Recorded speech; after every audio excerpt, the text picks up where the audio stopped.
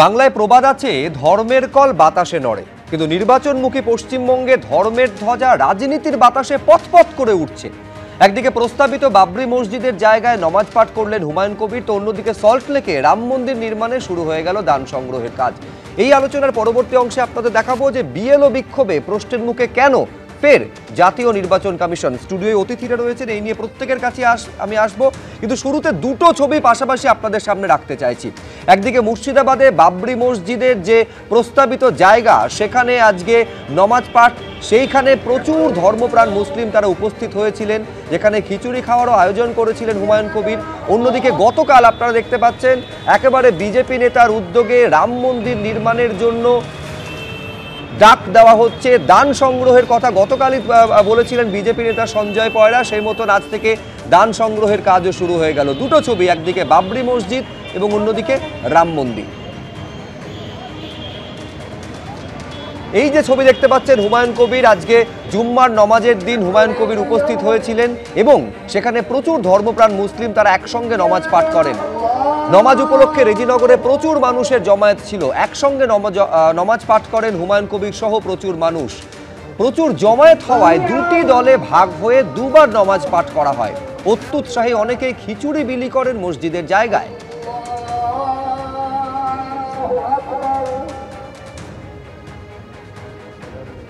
আমাদের অতি উৎসাহী লোক, তারা খিচুড়ি রান্না করে, ওদের ধারণা ছিল 20-25 হাজার লোক হবে, তাদের খিচুড়ি খাওয়াবো নামাজের পরে। কিন্তু লোক তো হয়ে গেছে লক্ষাধিকের বেশি। এবার কাকে খিচুড়ি খাওয়াবে আর কে ফিরে যাবে, যারা করেছে তারা বুঝবে। আমি ওখান থেকে নামাজ পড়েই বেরিয়ে এসেছি, সেকেন্ড জামাত শুরু করে দিয়ে বেরিয়ে। তাহলে প্রদীপ্তদা, আমি শুরুতে এইটা আপনার কাছে আসতে চাইছি যে একেবারে দফায় দফায় কার্যত শক্তি প্রদর্শন করছেন হুমায়ুন কবির।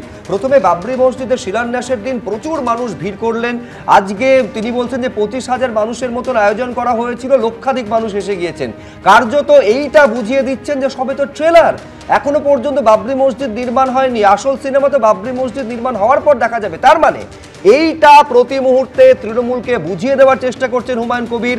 মুর্শিদাবাদ জেলায় অন্তত তৃণমূল কংগ্রেসের দুঃস্বপ্নের কারণ হতে চলেছেন হুমায়ুন কবির এই বাবরি মসজিদকে সামনে রেখে।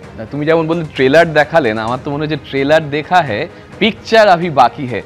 হঠাৎ করে ফ্ল্যাশব্যাকে চলে গেলাম আইএসএফ এর সেই জায়গাটা। ভাইজান উঠছেন মঞ্চে, অধীরদা বক্তব্য রাখছেন, মোহাম্মদ সেলিম অধীরদাকে সরিয়ে বলছেন ভাইজান আপনি আসুন, কারণ ব্রিগেড ভরিয়ে দিয়েছেন, প্রচুর লোক।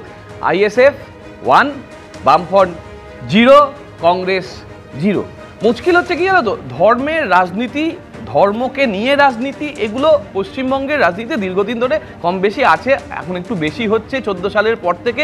বিজেপি যেটা আনার চেষ্টা করছে, তার কাউন্টার ন্যারেটিভ করছে, মিম আর কী সব নামফাম আছে তাদেরকে দিয়ে, শুভেন্দু অধিকারী বলছে একটা নির্দিষ্ট জায়গায় আমরা লোক দিয়ে দেবো, সেখানে মিম জোট করবে, বা ওই আরশাদ ওয়ারসির দলফল তারা সব আসবে, আইএসএফ আসবে, তারা জোট করবে। ফলে কোথাও গিয়ে এই তোমার চ্যানেলে বারবার আরশাদ ওয়ারসি আলাদা, নামটা ভুলে গেলাম আমি, দুঃখিত, আমার মার্জনা করবেন।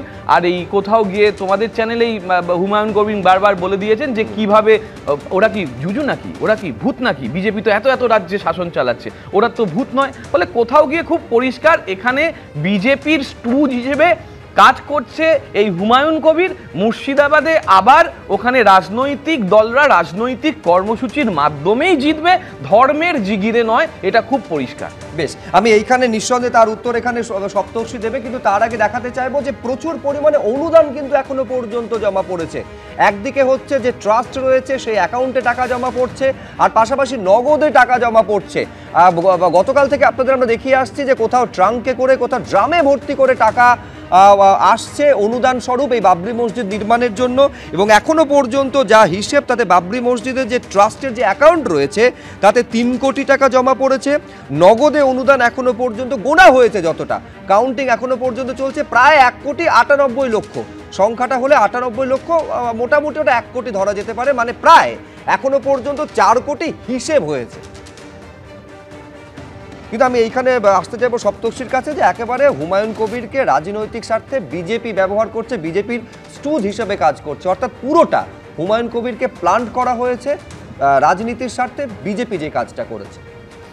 দেখুন, আপনি বলার শুরুতে প্রদীপ্ত যে কথাটা বললো না, পিকচার আবি বাকি হে, সত্যি বাকি আছে। কারণ হুমায়ুন কবিরকে আর মমতা বন্দ্যোপাধ্যায় বা তৃণমূলকে আলাদাভাবে দেখার কিছু নেই। একটা এ টিম, একটা বি টিম। আপনার কি মনে হয় যে পশ্চিমবঙ্গের বুকে ওরকম একটা মসজিদ উনি করবার কথা বলছেন এবং এত লক্ষ মানুষ টাকা দিচ্ছে, এটি কি মাননীয়ার মানে গ্রিন সিগন্যাল ছাড়া হতে পারে? আমার তো মনে হয় না।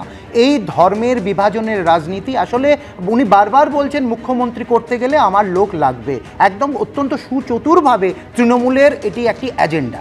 যে কথা বলে আমি আপনার কাছে আসছি, ঠিকই মুখ্যমন্ত্রী করতে গেলে আমার লোক লাগবে, এবার কোন দলের মুখ্যমন্ত্রী হবে সেটা তো মানুষ ঠিক করবে। দেখুন, আমি বলছি তার মানে কোথাও তিনি কিং মেকার হতে চলেছেন, মানে বিজেপির যদি মুখ্যমন্ত্রী হয় সেক্ষেত্রেও কিং মেকার হবেন হুমায়ুন কবির, তৃণমূলের হলেও সেক্ষেত্রে কিং মেকার হবেন হুমায়ুন কবির। দেখুন, বিজেপির হলে কি হবে সেটা একদম পরিষ্কার, সেখানে এটা আসবে না, এক নম্বর। দু নম্বর হচ্ছে, দেখুন এটি হচ্ছে পশ্চিমবঙ্গকে পশ্চিম বাংলাদেশ বানানোর যে এজেন্ডা মাননীয়া নিয়েছেন, এটা তার আরেকটি পদক্ষেপ এবং খুব পরিষ্কারভাবে দেখা যাচ্ছে যেভাবে টাকা আসছে। আপনার মনে হয় যে আমি একটা কথায় দান করব, এই দান যেখানে প্রত্যেকটা জিনিসের স্ক্যান হয়, যখন রাম মন্দিরের জন্য এখান থেকে টাকা যাচ্ছিল, অক্ষর দান করা হচ্ছিল আমন্ত্রণের জন্য, তখন পুলিশ কিভাবে আটকেছে। আর আজকের দিনটা দেখুন, অর্থাৎ এটা তৃণমূলের আরেকটি ফেজ। আমরা যদি খুব মহান হওয়ার চেষ্টা করি, প্রদীপ্তদা যেরকম বেশ একটু কাব্যিকভাবে গল্পের ছলে বোঝাতে চাইছে, আদবে বাংলার মানুষ এত অশিক্ষিত যতটা উনি ভেবে রেখেছেন সেটা নয়। বাংলার মানুষ এই পরিষ্কার এই বিভাজনটা দেখতে পাচ্ছে এবং বুঝতে পারছে মমতা বন্দ্যোপাধ্যায়ের পায়ের তলার মাটি সরে গেছে এবং এই জায়গায় দাঁড়িয়ে রয়েছে বাংলার মানুষ বিভাজনটা দেখতে পাচ্ছে। এখন প্রশ্ন হচ্ছে বিভাজনটা করছে কে? একদিকে তৃণমূল কংগ্রেস বিজেপির দিকে আঙুল দেখাচ্ছে, বিজেপি আবার তৃণমূলের দিকে অঙ্গুলি নির্দেশ করছে। আমি যখন বাবরি মসজিদ দেখালাম, রাম মন্দিরটাও দেখাতে হবে। 26-এর আগে প্রশ্নটা হচ্ছে এইখানে যে রাজনীতি ধর্মযুদ্ধ কি শুরু হয়ে গেল? এইটা গতকালকে ছবি আপনারা দেখতে পাচ্ছেন, যেখানে বিজেপি নেতা সঞ্জয় পয়রা রীতিমতো বিভিন্ন জায়গায় একেবারে প্ল্যাকার্ড থেকে পোস্টার তিনি লাগিয়েছেন এবং স্পষ্ট তিনি বলছেন যে রাম মন্দির তৈরি হবে। বিধাননগরে রাম মন্দির, স্কুল, হাসপাতাল করতে চেয়ে পোস্টার লাগানো হয়েছে। বিজেপি নেতা সঞ্জয় পয়রার নামেই পোস্টার পড়েছে, তার জন্য 1 টাকা করে দান সংগ্রহও শুরু হয়ে গেছে। বিধানসভা ভোটের আগে মন্দির মসজিদ রাজনীতি একেবারে তুঙ্গে পৌঁছেছে।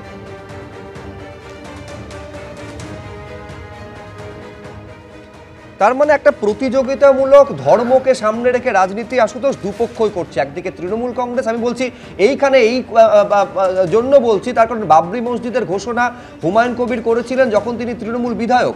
অন্যদিকে রাম মন্দির পাল্টা একেবারে রাম রাজত্ব তৈরির জন্য রাম মন্দির প্রয়োজন বলে বিজেপি প্রচার করছে।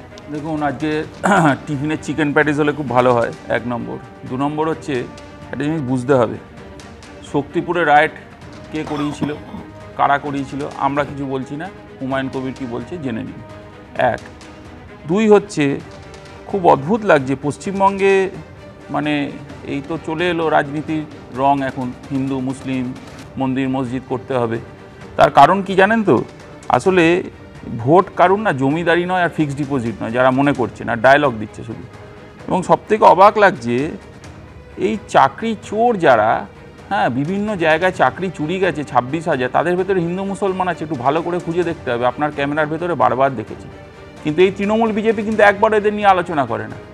পশ্চিমবঙ্গে কী করে এমপ্লয়মেন্ট জেনারেট হবে কোনো আলোচনা নেই, কি করতে হবে, বাইনারি করতে হবে। এই যে প্রদীপ্ত শুরুতেই অধীর চৌধুরীর নামটা বলে উঠল, আরে ভাই হুমায়ুন কবিরকে তো লাগিয়েছো কাজে হারানোর জন্য, তখন লজ্জাবোধ হয়নি একটু? আচ্ছা, এই হুমায়ুন কবির যখন তোমার তৃণমূলের বিধায়ক, সোকল্ড বিধায়ক, টিকিট দিয়েছে, উনি যখন বলছেন 70-30-এর কথা, তখন কেন অ্যারেস্ট করনি? তখন মনে ছিল না অ্যারেস্ট করতে হবে? আসলে পশ্চিমবঙ্গের রাজনীতিটা শিফট করতে হবে। 21 সালেও ঠিক এই ভোটের আগে একটা শুরু হয়েছিল, আবার 26-এ ভোট এসেছে, কিছু তো করতে হবে।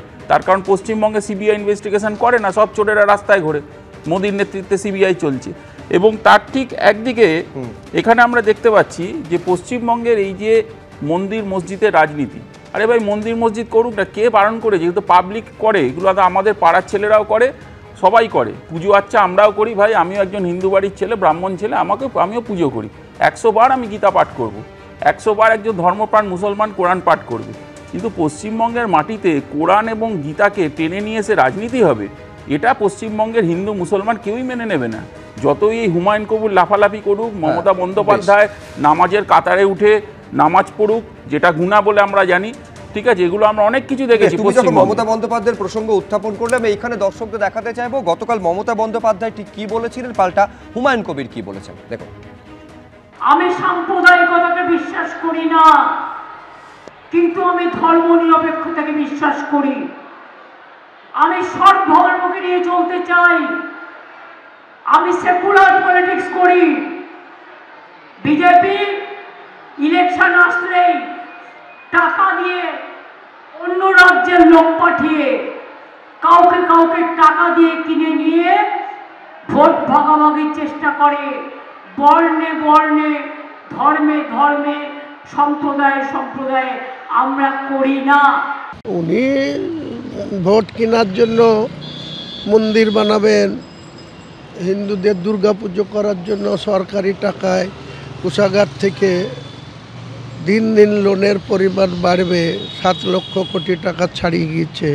সেই সব টাকা দিয়ে খেলা হবে, মেলা হবে, পুজো হবে, আর পুজোর প্রসাদ আবার বিতরণ হবে।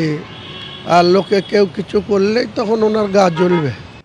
আমি বলছি রাজগোপাল বাবু, ধর্মকে হাতিয়ার করে, আমি আবার আসবো, ধর্মকে হাতিয়ার করে ডিভিডেন্ড তোলার প্রতিযোগিতায় যদি রাজনীতিবিদরা নেমে থাকেন এবং তাতে যদি তারা সফল হন, আমি বলছি সেইখানে আপনি খেয়াল করুন যে আমি কিছুক্ষণ আগে একটা পরিসংখ্যান দিলাম যে এখনো পর্যন্ত বাবরি মসজিদ নির্মাণের জন্য 4 কোটি টাকা গত কয়েকদিনে জমা পড়েছে। উন্নয়নের সূচক বলে যেগুলোকে ধরা হয়, ধরুন হাসপাতাল, রাস্তা থেকে শুরু করে স্কুল, এইগুলো কোনো রাজনীতিবিদ নির্মাণ করার জন্য যদি এরকম পাবলিক ফান্ডের জন্য আবেদন করেন, এত কম দিনে এই পরিমাণে টাকা জমা পড়বে? তো ফলে এইখানেই প্রশ্ন হচ্ছে যে ধর্মকে হাতিয়ার করে রাজনীতির মোড়কে ডিভিডেন্ড তোলার রাস্তায় নামলে রাজনীতিবিদরা কি সফল হন? দেখুন, যেটা বললেন যে যদি হাসপাতালের জন্য টাকা তোলা আর শিক্ষার জন্য, তাহলে মানে টাকা উঠবে না আপনি বলছেন, বা আমাদেরও তাই ধারণা। মানুষ যদি সেভাবে শিক্ষিত হতো তাহলে পলিটিশিয়ানসদের এত চাহিদা থাকতো না। পলিটিশিয়ানসদের আগেই বিসর্জন দিত, বুঝেছেন? টাকি সমেত বিসর্জন দিত কিনা জানি না, বিসর্জন দিত। কিন্তু মানুষ তো সেভাবে শিক্ষিত হতে পারেনি। তারপরে পলিটিশিয়ানসদের আওয়াজ তাদের খুব মধুময় লাগে। তারা যখন যে ডাকটা দেন, মনে করে এই বুঝি একটা মেসিয়া এসছে যে হয়তো আমাদের রক্ষা করবে। মুসলমানদের মধ্যে জন্য দিদি কাজ করেছিলেন, ইমামদের ভাতা দিয়েছিলেন, মুয়াজ্জিনদের ভাতা দিয়েছিলেন, ভালো কাজ করেছিলেন। কিন্তু যে আমরা দেখেছিলাম যে ধরনের যে মুসলমানদের মধ্যে যে ধরনের বৈষম্য রয়ে গেছে, যেটা আমাদের রবীন্দ্র সাচার কমিটি জানিয়ে দিয়েছিল, সেইখানে কিন্তু খুব একটা সমাধান কিন্তু ঘটে। মুসলমানরা মনে করছে যে হয়তো এই ভদ্রলোকের মেসিয়া হিসেবে হাজির হচ্ছে মিস্টার হুমায়ুন বা কবির। তিনি যা বলছেন এর কথাই শুনলেই বোধহয় কাজে দেবে। এতকাল আমাদেরকে তো ভোট ব্যাংক হিসেবে ব্যবহার করেছে। এই লোকটা তো এখনও পর্যন্ত ভোটের কথা বলছে না, এর তো বলছে মসজিদের কথা, এই ধর্ম হিন্দুদের দুর্গা পুজো টাকা দিচ্ছে, এসব কথা বলছে। এই সবগুলো কিন্তু মানে টানছে। আবার একই সঙ্গে সেই দিন মানে যেদিনকে উদ্বোধন হবে সেদিনকে উনি বলেছিলেন বিরিয়ানি খাওয়াননি বোধহয়। তো বিরিয়ানির আকর্ষণ তো ছিলই। আজকেরও বলেছেন খিচুড়ি খাওয়াবে, তারও আকর্ষণ ছিল, কিন্তু বোধহয় কুলিয়ে উঠতে পারেননি, পালিয়ে গেলেন শেষ পর্যন্ত। যাই হোক, মানুষের যে আর্থিক দুর্বলতা আছে, মানে মানুষ একটু কিছু সুযোগ পেলেই মানুষ যেখানে যে দেবে তার কাছেই ছোটে। মানুষের এতই যে কষ্টের অবস্থা, এক প্যাকেট বিরিয়ানির জন্য। রাজগোপাল বাবু যেটা বলতে চাইছেন যে সংখ্যালঘুদের উন্নয়নের কথা সবাই বলে, কিন্তু আসলে সেই উন্নয়নটা না করে রাজনীতির স্বার্থে, নিজেদের উন্নয়নের স্বার্থে তাদের ব্যবহার করা হয়। শীর্ষেন্দুদা, স্বামী বিবেকানন্দ বলেছিলেন যে খালি পেটে ধর্ম হয় না। তিনি বলছেন যে মৌলিক চাহিদা মানে অন্ন বস্ত্রের জায়গা না থাকলে আধ্যাত্মিকতা বা ধর্মচর্চা হয় না। তেমনি মা শারদার গতকাল আবির্ভাব দিবস ছিল। উনি বলছেন শরৎও আমার ছেলে, আমজাদও আমার ছেলে। তেমনি ধর্ম যার যার তেনারা পালন করুন।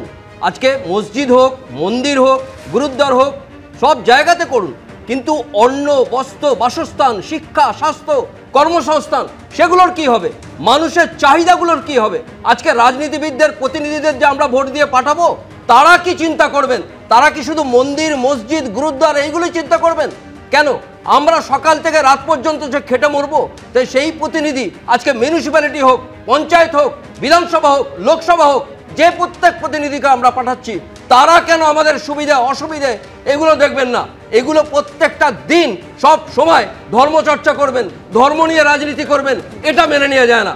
আগে মানুষ অবশ্যই, তারপরে ধর্ম, তারপরে প্রত্যেকটা দল, তারপর সবাইকে চিন্তা করুন। প্রত্যেক রাজনীতিবিদ এই কথাটা আগে চিন্তা করুন, অবশ্যই ধর্মের চিন্তা করবেন। ঠিক, আমি বলছি ঠিক, রাজনীতিবিদরা সেটা প্রচার করেন, কিন্তু কতটা প্র্যাকটিস করেন নিজেদের রাজনীতির দৈনন্দিন কর্মকাণ্ডে, এইটা নিয়ে প্রশ্ন রয়েছে। প্রশ্ন হচ্ছে যে ধর্মযুদ্ধ ভোট যুদ্ধে কতটা ডিভিডেন্ড দেবে, কার ভোট বাক্সে ডিভিডেন্ড দেবে, সেটা তো ভোটের ফলাফল সামনে আসার পর বোঝা যাবে। এখন এই ভোট যুদ্ধটা যাতে স্বচ্ছ ভোটার তালিকার উপরে দাঁড়িয়ে হয়, তার জন্য চলছে এসআইআর। এই এসআইআর এর আবহে মুখ্যমন্ত্রীর একটা মন্তব্য, তা নিয়ে জাতীয় নির্বাচন কমিশনকে খতিয়ে দেখার অনুরোধ জানানো হয়েছে। কোন মন্তব্য এবং কেন এই এসআইআর এর আবহে আবারও ফিরে ফিরে আসছে কেন্দ্রীয় বাহিনীর প্রসঙ্গ, কোন প্রেক্ষিতে? এবার আপনাদের সামনে সিইও অফিসের সামনের ছবি রাখবো, যেখানে ফের বিক্ষোভ দেখিয়েছেন তৃণমূলপন্থী বিএলওরা। সিইও অফিসের সামনে বসে পড়ে বিক্ষোভ দেখালেন তারা। এই বিএলও অধিকার রক্ষা কমিটি একেবারে ব্যারিকেড তৈরি করে দিয়েছিল পুলিশ। ব্যারিকেডের এপারে তৃণমূলপন্থী বিএলওদের সংগঠনের সদস্যরা আর অন্য পারে পুলিশ। মূলত অভিযোগ, এনুমারেশন পর্ব শেষ হয়ে যাওয়ার পরেও বিএলও অ্যাপে বিএলওদের জন্য নতুন অপশন জারি করেছে নির্বাচন কমিশন, যার প্রতিবাদে এই বিক্ষোভ।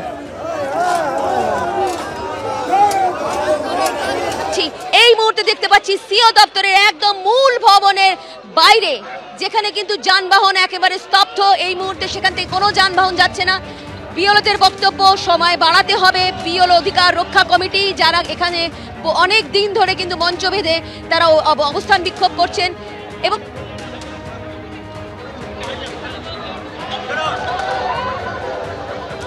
পুলিশ রয়েছে একদিকে, অন্যদিকে রয়েছে ব্যারিকেড এবং ওই সদস্যরা।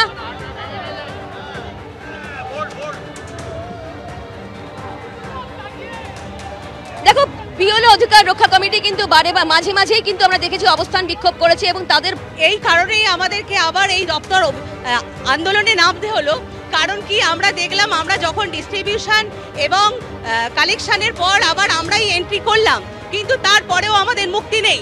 এরপর বাংলার উন্নয়নের সঙ্গে তাল মেলাতে না পেরে বিজেপির সঙ্গে চক্রান্ত করে এই নির্বাচন কমিশন দিনের পর দিন এমন একটা কাজ দিচ্ছে, এরা ডুপ্লিকেট। কিন্তু আমি তাদের নিজে ব্যক্তিগতভাবে চিনি, তারা ওই পাড়ার আদি বাসিন্দা, বলছে এরা ডুপ্লিকেট, আমাদের এদেরকে ক্যান্সেল করে দিতে হবে।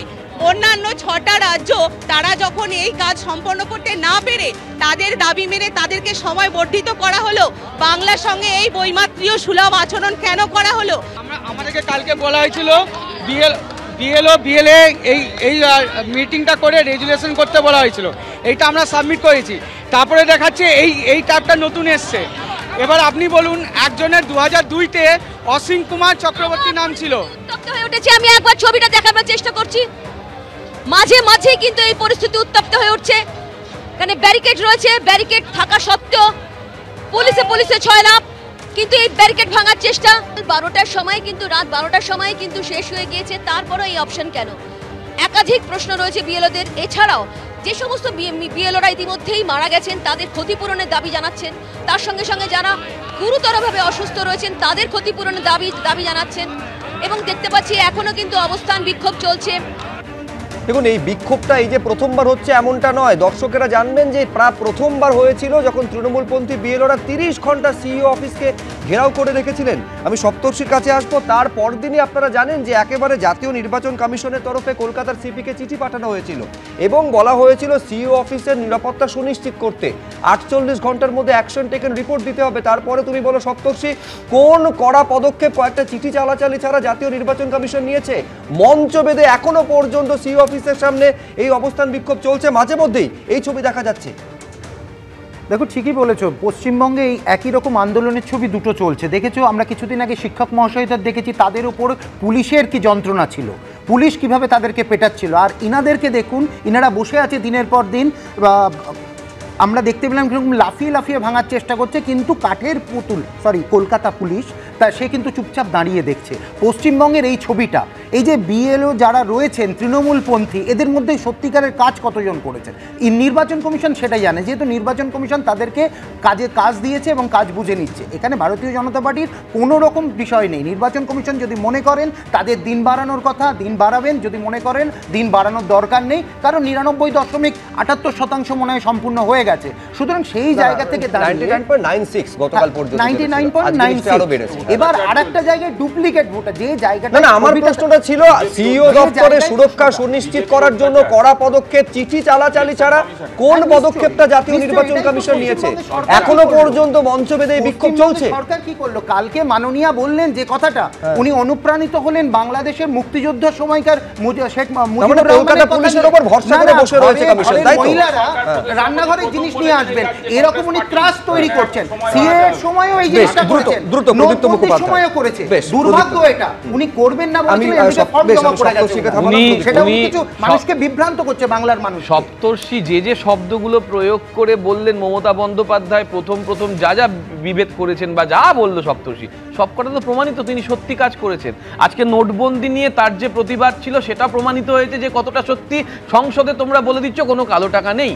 আজকে তোমরা বারবার বলছো যে একটা নির্দিষ্ট সংখ্যা, যে এতটা লোক চলে যাবে। কেউ প্রথমে বলেছিল শুভেন্দু অধিকারী 1,27,00,000 1,25,00,000 রোহিঙ্গা এবং বাংলাদেশ তারা চলে যাবে। তার মানে কি ইলেকশন কমিশনার হিসেবে নতুন জয়েন করেছে? আগে জানতাম কি, আমি জানতাম যে আগে শীতকালে ওনার মাথাটা খারাপ হয়। 3টে ডেট দিয়েছিলেন, 3টে ডেট দিয়ে ওনার মাথা খারাপ হয়েছিল যে কবে কোন সরকার কখন করবে, এরকম 3টে ডেট দিয়েছিলেন। ভাই আমি বলিনি প্লিজ, 3টে ডেট দিয়েছিলেন, তোমার মনে আছে? তখন আমরা বলেছিলাম শীতকালে মাথা খারাপ হচ্ছে। আবার এখন শীতকালে কি তার মানে নতুন করে তিনি আবার ওই ইডি বা সিবিআই এর তিনি যেমন ডেপুটি ডাইরেক্টর ফাইরেক্টর হয়ে গেছিলেন বলে অনেকে মনে করছিলেন যে যার বাড়ির কথা বলছে তার বাড়িতে লোক চলে যাচ্ছে। যার বাড়ি তাপসবাবুর কথা বললেন, তাপসবাবু বাড়ির লোকে চলে গেল। আজকে তাপসবাবুকে নিয়ে মানিকতলায় তিনি করছেন, পার্টির দল উদ্বোধন, পার্টির একটা অফিস উদ্বোধন। স্বাভাবিকভাবে বোঝা যাচ্ছে যে কোথাও ইডি ও সিবিআই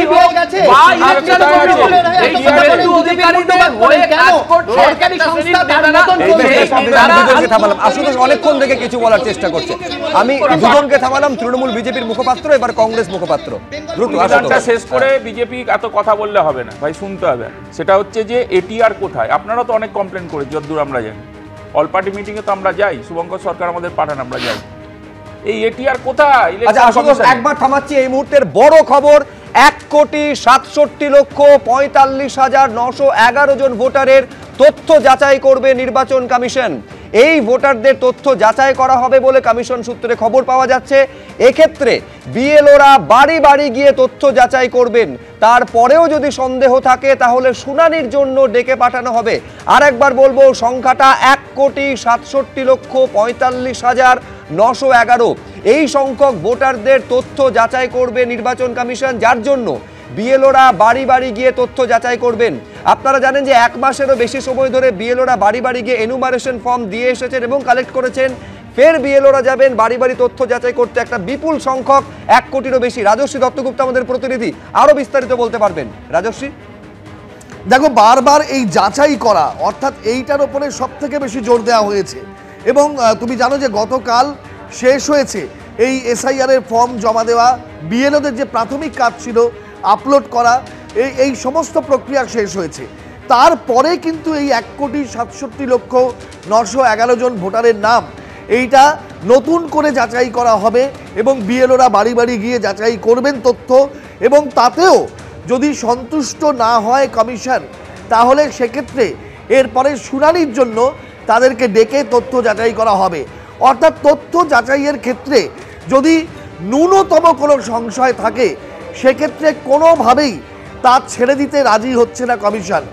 একেবারে নিশ্চিতভাবে এই ভোটার তালিকা যাতে স্বচ্ছ হয় এবং যারা প্রকৃত ভোটার তাদের নামই যাতে থাকে ভোটার। একেবারে আমি আরেকবার সংখ্যাটা বলি, তার কারণ অঙ্কটা বিপুল। 1,67,45,911 জন ভোটারের তথ্য যাচাই করবে নির্বাচন কমিশন এবং এই ভোটারদের তথ্য যাচাইয়ের জন্য বিএলওরা বাড়ি বাড়ি গিয়ে সেই কাজটা করবেন।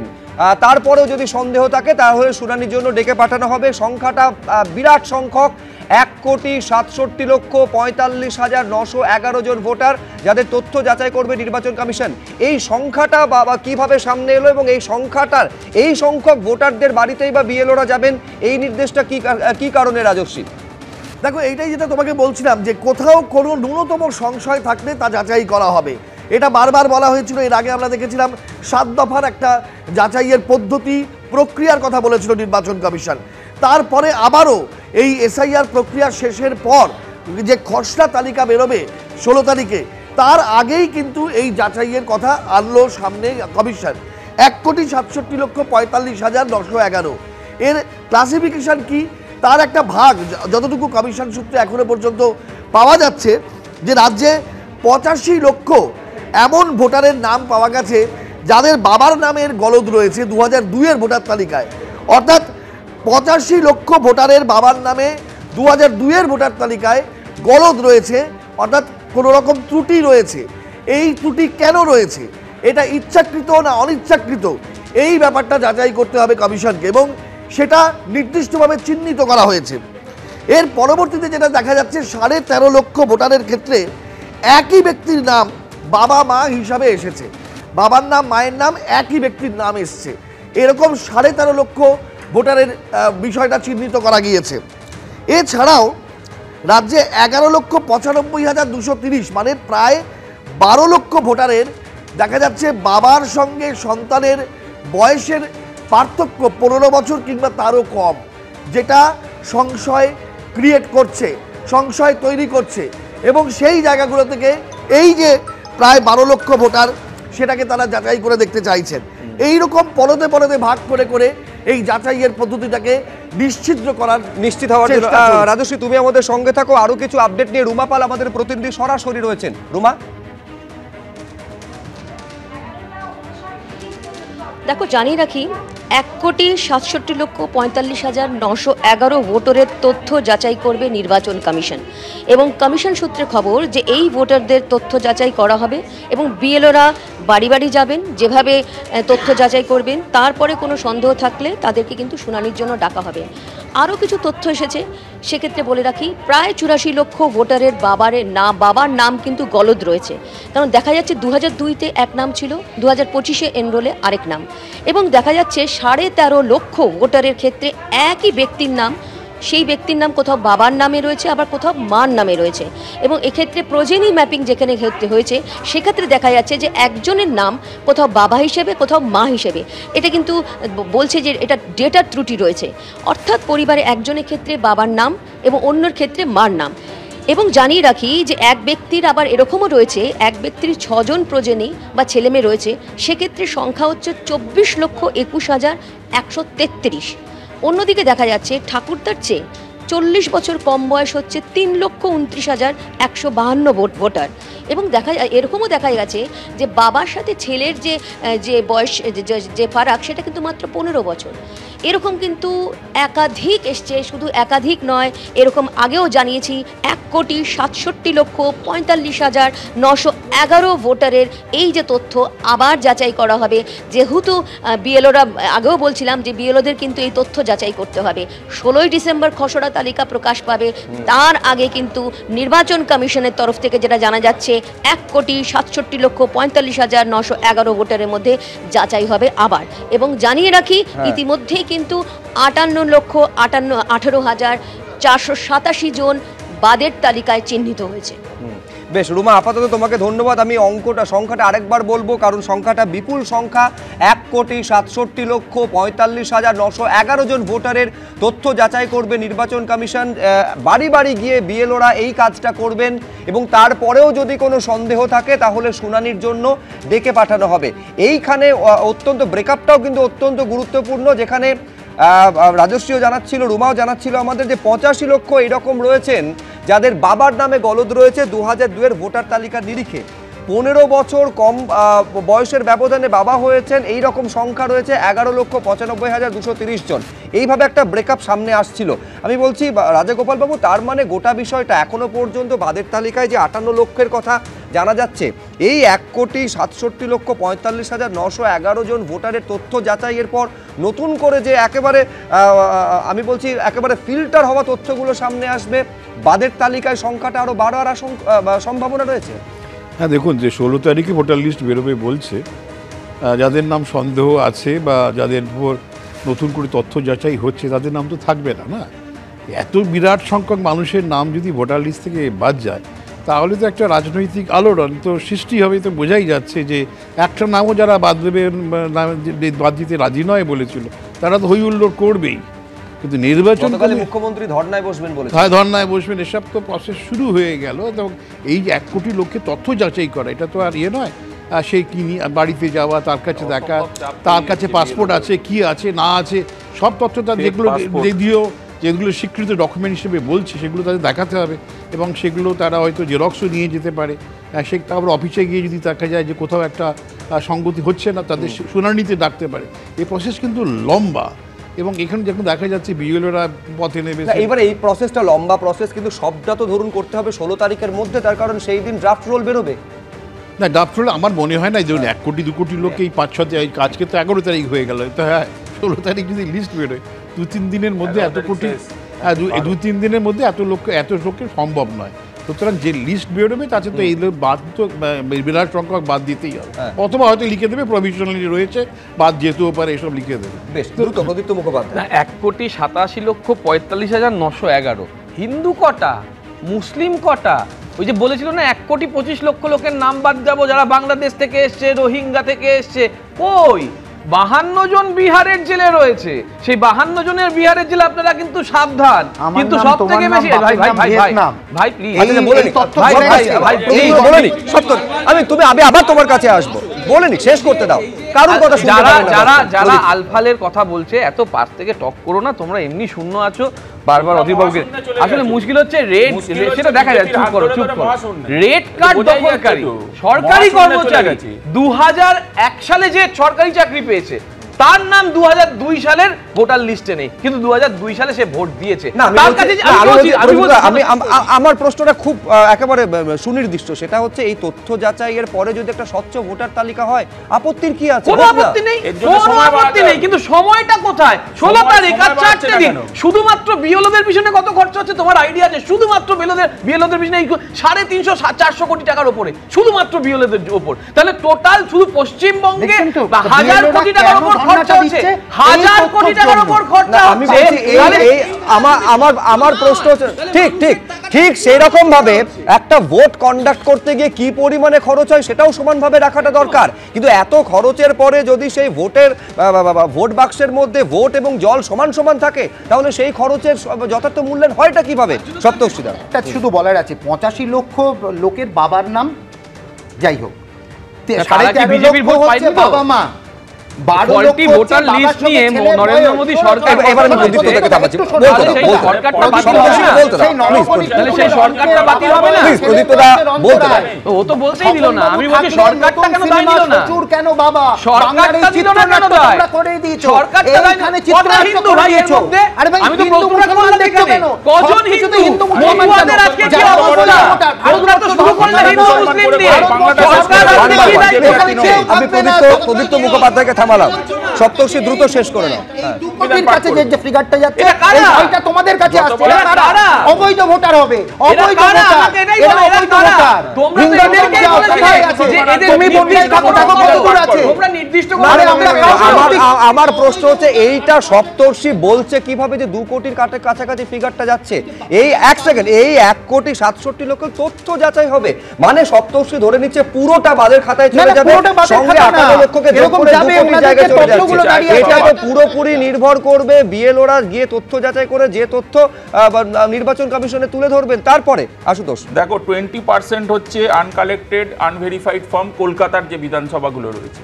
গোটা রাজ্যের যে বিধানসভা 200, বাকি যে 294টার ভেতরে বাদ দিলে সেখানে 8% হচ্ছে অ্যাভারেজ। আমরা প্রথম দিন থেকে বলছি কংগ্রেস পার্টি যে সময় বাড়ান, সময় না বাড়ালে এই প্রসেস কোনোদিনও হবে না। এটা সিস্টেম্যাটিকের জায়গায় আনসিস্টেম্যাটিক ইন্টেন্সিভ রিভিশন হয়ে দাঁড়াবে। আজকে বিএলওদের আপনি বলুন তো, এই যে 1,67,00,000 ফর্ম, এই সম্ভব নাকি? কোন বিএলওর পক্ষে সম্ভব একটু বলুন তো? যেখানে আবার আপনারা জেনে রাখুন এই বিএলও অ্যাপটাই রেসপন্ড করছে না। এই যে একটা নতুন যে সিমিলার ফটো ইলেকট্রাল ভেরিফিকেশনের যে অপশান দিয়েছে, এগুলো ডিএস এন্ট্রি, ডুপ্লিকেট এন্ট্রি, এগুলোকে এমনি বাদ দেওয়া যায়। বিহারে যখন হইচই হলো, রাহুল গান্ধী যখন বললেন, কোর্টে সবাই গেল, তারপরে এই সফটওয়্যার চালিয়ে ডুপ্লিকেশন অফ এন্ট্রি বাদ দেওয়া হয়েছিল। এটা পশ্চিমবঙ্গে প্রথম দিন থেকে করলেন না কেন অ্যাপ্লিকেশানগুলো?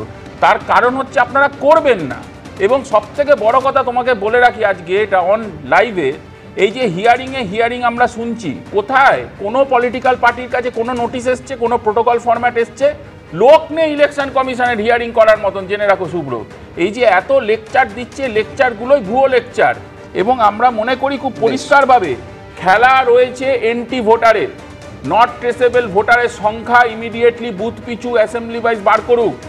এবারে একাধিক জায়গায় গলদ রয়েছে, অভিযোগ রয়েছে, এই প্রেক্ষিতে প্রায় 1,67,00,000 ভোটারের তথ্য যাচাই করা হবে এবং তারপরে যদি সন্দেহ থাকে, আপনারা জানেন যে ভেরিফিকেশন অ্যান্ড হিয়ারিং পর্ব রয়েছে, সেখানে কিন্তু তাদের ডেকে পাঠানো হবে যাদের যাদের ক্ষেত্রে সংশয় থাকবে। দেখুন, এইটা গণতন্ত্রের প্রাথমিক শর্ত যে ত্রুটিমুক্ত একটা ভোটার লিস্ট হবে, যে ভোটার লিস্টে অবাধে ভোটদানের সুযোগ ভোটাররা পাবেন। কিন্তু তার জন্য এখানে শীর্ষেন্দু সিনহা রায়ের কাছে আসবো যে 1.5 কোটির ওপর ভোটারের তথ্য যাচাই, এইটা এত অল্প সময়ের মধ্যে কিভাবে সম্ভব, এইটা বড় প্রশ্ন। নিঃসন্দেহে সেটা করার জন্য, ভোটার লিস্টকে ত্রুটিমুক্ত করার জন্য যা করার জাতীয় নির্বাচন কমিশন করুক, কোনো আপত্তি নেই, কিন্তু সময় নিয়ে প্রশ্ন তোলা হচ্ছে বিভিন্ন জায়গায়। সংবিধানের 324 নম্বর অনুচ্ছেদে বারবার বলা হয়েছে যে নির্বাচন কমিশনকে ভোটার তালিকা সংশোধনের অধিকার দেওয়া হয়েছে, তেমনি 326 নম্বরেও 18 বছর বয়স হলে ভোটার তালিকার নাম থাকবে। প্রত্যেক সাধারণ মানুষ চায় যে বৈধ এবং একদম স্বচ্ছ যে ভোটার তালিকা, তার জন্য ইলেকশন কমিশন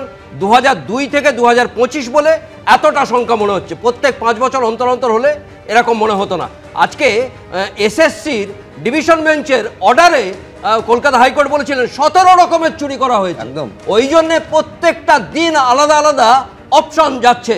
আজকে রিভেরিফাই লজিক্যাল ডিসক্রিপেন্সি, এইটা যেটা নতুন অপশন করা হচ্ছে ওই জন্যে প্রত্যেকটা জায়গার থেকে ভাবা হচ্ছে যে কিভাবে 1,67,45,911 ভোটারের তথ্য যাচাই করা হচ্ছে।